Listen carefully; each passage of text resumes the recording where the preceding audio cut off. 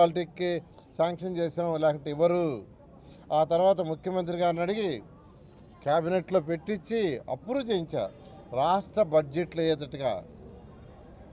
రాష్ట్ర బడ్జెట్లో ఎందుకు చేసుకోలేదు? ప్రతి సంవత్సరం రాష్ట్ర బడ్జెట్ చేసేటప్పుడు దాని బడ్జెట్ ఇవ్వాలా, అది వాళ్ళ డ్యూటీ. నేను చేయించా, క్యాబినెట్లో అప్రూవ్ చేయించా. నెల్లూరు ప్రజలందరూ చెప్తున్నాను, వీళ్ళు కల్లబల్లి మాటలు చెప్తున్నారు. కల్లబల్లి మాటలు క్యాబినెట్లో నేను అప్రూవ్ చేయించా.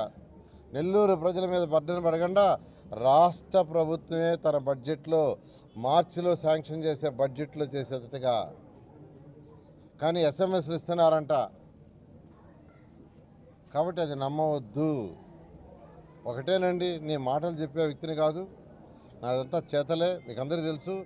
43,000 ఇళ్ళు కట్టమని నన్ను ఎవరు అడగలా. నెల్లూరులో పుట్టి పెరిగినందుకు చేశా, ఓటు అడగగానే చేశా.